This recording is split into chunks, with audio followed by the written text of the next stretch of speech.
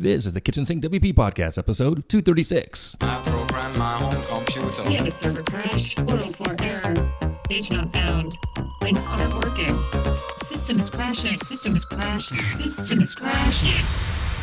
Your old HTML website, barely alive. We have the technology. We have WordPress. A new website, better than it was before. Better, stronger, faster.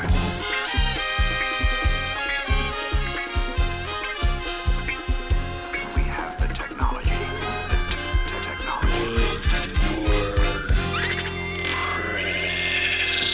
Why, hello everybody, this is Adam Silver, the host of the KitchensinkWP Podcast. Thanks for being here. Let's get started. All right, first and foremost, I'm not going to start with upcoming events. I'm going to do something first before that. I'm recording this a little early, as I sometimes do when I'm traveling the weekend, or when I usually record over the weekends.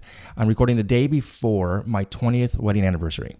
So we're leaving tomorrow on our 20th anniversary for a vacation, literally a vacation. No kids, just us, and we're headed to Paris. I'm looking forward to it. So just want to wish my beautiful bride happy 20th anniversary, Ellen. Oh, wow.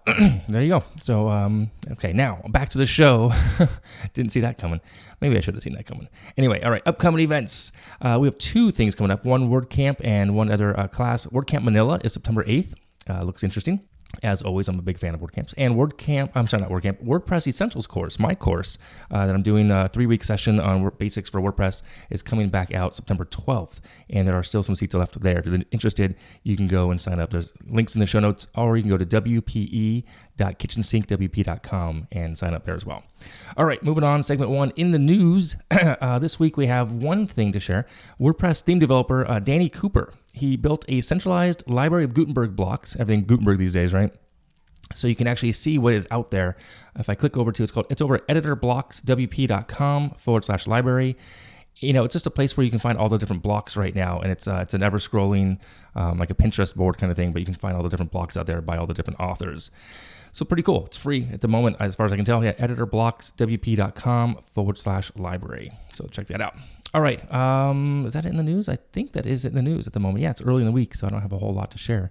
All right, moving on. Segment 2, the meat and potatoes. 2 years later, stats and lessons learned.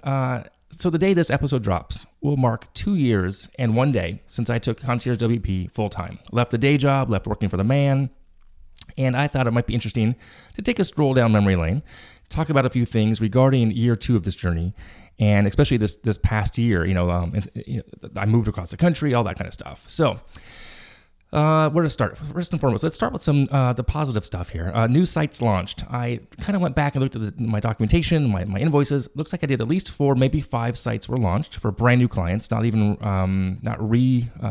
not revamping or doing that kind of work. Just brand new websites that I met previous 6 months to a year, and they all launched in this last year for my company, which is pretty cool.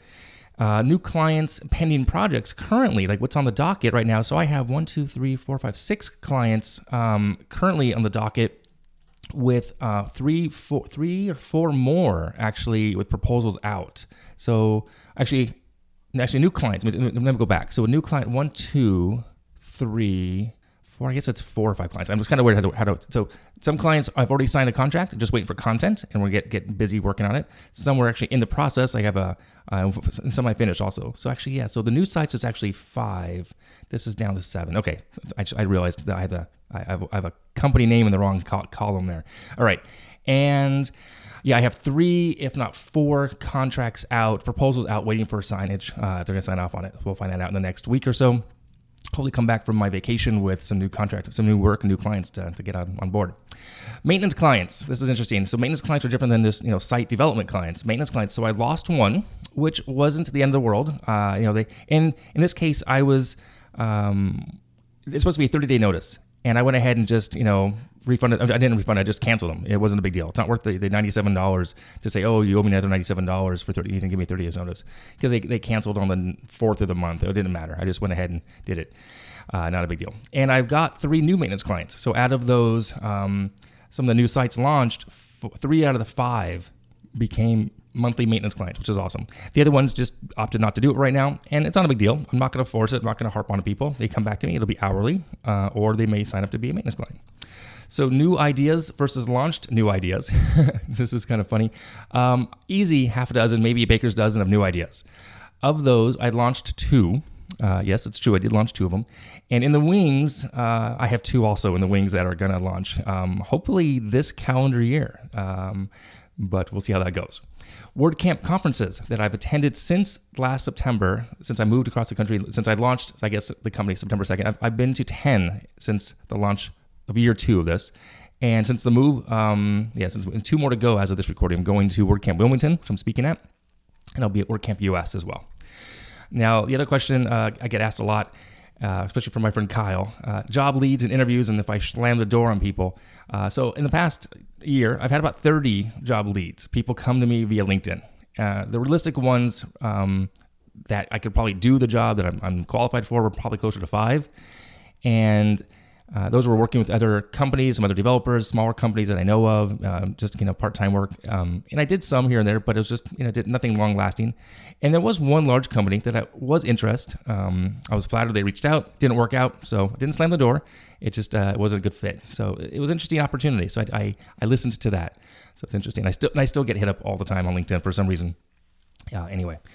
So the growth, lulls, slumps, and lessons learned. Okay, so the growth was going well. I want to share this and be honest with you. Up through March, I was on track using the tools that I've talked about, Pipedrive as a CRM, the way I have my email set up, the tracking, using Help Scout, just all the tools I'm using.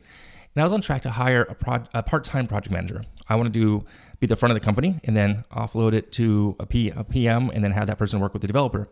But in late April, early May, one of my developers actually had a family medical issue, so I had to step back, which was a major bummer. That person is now much better and healthier.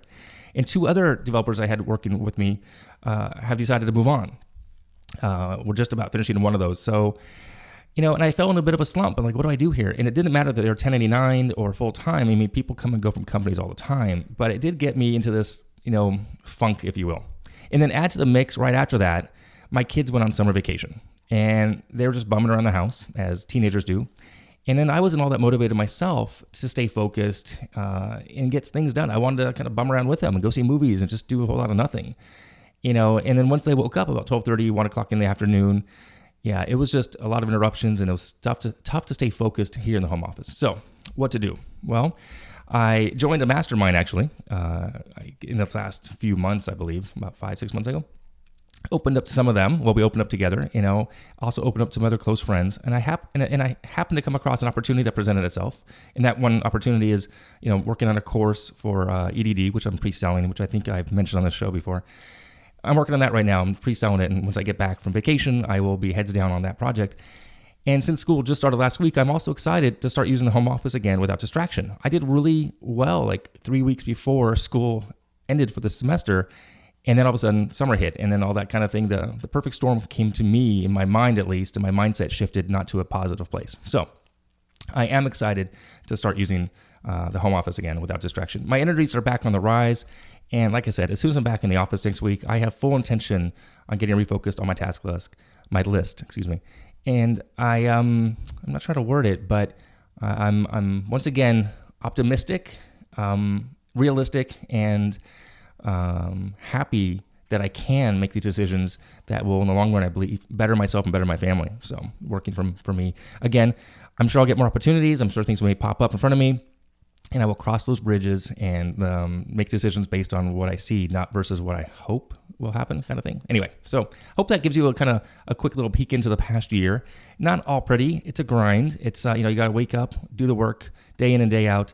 But I'm really excited about going on vacation tomorrow. I really am.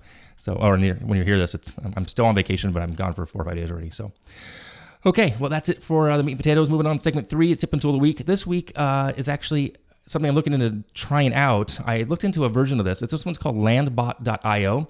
It's having a little bot that you can set up a conversation with for your website. And I know other people use this. There's one through Facebook for Messenger. This one's pretty cool. The pricing on this is actually interesting. So I looked at this site, landbot.io/pricing. It looks like it's free for the first, 30 messages per 100 chats per month, 30 messages per bot. Then it goes to 20 euros, 60 euros, unlimited, etc. So it's interesting. I've read a lot recently, and I've looked online about having some of this artificial AI, but not really. You preface it, you put in your content, that way people can ask questions in a live type of format, so you can have interaction with someone visiting your website. I'm really looking into doing this as well for like pre-sales over at ConceirgeWP. So check it out, landbot.io. Looks interesting. There's a free level, so it costs you nothing. All right, that's it for this week. If you have any questions, by all means, go ahead, send it in via email, Adam at KitchensinkWP.com, or use the speak pipe functionality of the website. Thanks so much for listening. See you next week. Go out and do some awesome things with WordPress, and happy 20th anniversary to my wife. I love you. Okay, bye.